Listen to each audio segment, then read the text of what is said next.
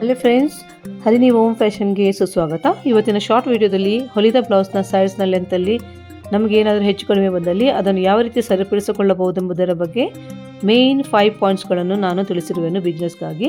ಬನ್ನಿ ನೋಡೋಣ. ನೋಡಿ, ಇದು ಸ್ಟಿಚ್ ಮಾಡಿರೋ 40 ಸೈಜ್ನ ಬ್ಲೌಸ್. ಇದರ ಸೈಜ್ನ ಲೆಂತಲ್ಲಿ ಸ್ವಲ್ಪ ಡಿಫರೆನ್ಸ್ ಬಂದಿದೆ. ಫ್ರಂಟ್ ಪಾರ್ಟಲ್ಲಿ ನಾನೀಗ ತೋರಿಸ್ತೀನಿ ನೋಡಿ, 1/2 ಇಂಚ್ ಎಕ್ಸ್ಟ್ರಾ ಬಂದಿದೆ. ಇದನ್ನು ನಾವು 4th ಡಾಟ್ ಆಗಿ ಕನ್ವರ್ಟ್ ಮಾಡಿ ಲೆಂತನ್ನು ಈಕ್ವಲ್ ಮಾಡಿಕೊಳ್ಳಬಹುದು. ಇದು ನಾನು ಮೊದಲು ಆಲ್ರೆಡಿ ಹೊಲಿದಿದ್ದೆ, ನಿಮಗೆ ತಿಳಿಸ್ಲಿಕ್ಕಾಗಿ ನಾನು ಇದರ ಸ್ಟಿಚ್ಚನ್ನು ಓಪನ್ ಮಾಡಿರುವೆನು. ನೋಡಿ, ಇಲ್ಲಿ 4th ಡಾಟ್ ಕೊಟ್ಟ ನಂತರ ಇದರ ಲೆಂತ್ ಈಕ್ವಲ್ ಆಗೋದು. ಈ ರೀತಿ ನೀವು ಸರಿಪಡಿಸಿಕೊಳ್ಳಬಹುದು. ನೀವಿಲ್ಲಿ ನೋಡ್ತಿರಬಹುದು, ಕರೆಕ್ಟಾಗಿ ಬಂದಿದೆ.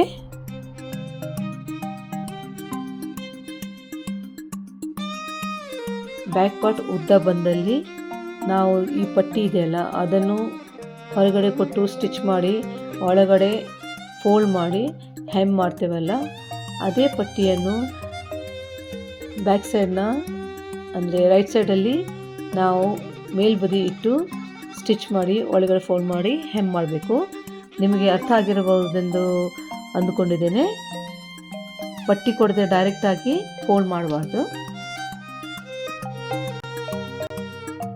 ಈಗ ನಿಮಗೆ ಗೊತ್ತಾಯ್ತಲ್ಲ, ಫ್ರಂಟ್ ಪಾರ್ಟ್ ಉದ್ದ ಆದರೆ 4th ಡಾಟ್ ಕೊಟ್ಟು ಅದನ್ನು ಸರಿಪಡಿಸ್ಕೊಳ್ಬೋದು. ಬ್ಯಾಕ್ ಪಾರ್ಟ್ ಉದ್ದ ಆದರೆ ಪಟ್ಟಿಯನ್ನು ಮೇಲ್ಬದಿ ಇಟ್ಟು ಅದೇ ಥರ ಸ್ಟಿಚ್ ಮಾಡಿಕೊಳ್ಬೋದು. ಆದರೆ ಇನ್ನೂ ಸರಿಯಾಗದಿದ್ದಲ್ಲಿ ನಾವೇನು ಮಾಡಬೇಕು, ಸ್ಲೀವ್ಸ್ನ ಜಾಯಿಂಟ್ ಇದೆಯಲ್ಲ ಅದರ ಬದಿಯಲ್ಲಿ ನಾನು ತೋರಿಸ್ತಾ ಇದ್ದೇನೆ ನೋಡಿ, ಅದೇ ರೀತಿ ಒಳಬದಿ 1/4 ಇಂಚು ಕಾರ್ನರಲ್ಲಿ ಸ್ಟಿಚ್ ಮಾಡಿಕೊಳ್ಬೇಕು. ಈ ರೀತಿ ಅಲ್ಲಿ ನೋಡಿ, ನಾನು ಗೆರೆ ಹಾಕ್ತಾ ಇದ್ದೇನಲ್ಲ ಅಲ್ಲಿ ಸ್ಟಿಚ್ ಕೊಡಿ,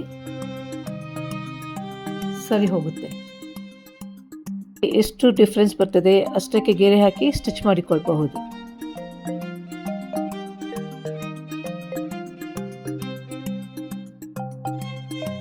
ಸ್ಲೀವ್ಸ್ನ ಆರ್ಮೋಲ್ ಲೈನ್ಸ್ 2 ಕಡೆ ಮ್ಯಾಚ್ ಆಗಬೇಕು. ಇದು ಯಾವಾಗಲೂ ಪ್ಲಸ್ ಶೇಪಲ್ಲಿ ಇರಬೇಕು. ಇದರಿಂದ ಬ್ಲೌಸ್ನ ಫಿಟ್ಟಿಂಗ್ ಕರೆಕ್ಟಾಗಿರುತ್ತೆ. ಸ್ವಲ್ಪ ಡಿಫ್ರೆನ್ಸ್ ಇದ್ದರೆ ಪರವಾಗಿಲ್ಲ, ಅದಕ್ಕೇನು ಟೆನ್ಷನ್ ಮಾಡಬೇಕಂತ ಇಲ್ಲ.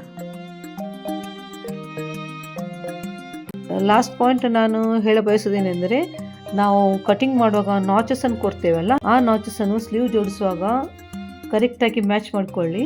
ಆನಂತರ ಬ್ಲೌಸ್ ಸರಿಯಾಗಿ ಕೂರುತ್ತೆ, ಮೇಲೆ ಹೋಗಲ್ಲ. ಈ ರೀತಿ ನೀವು ಸ್ಟಿಚ್ ಕೊಡಬೇಕು.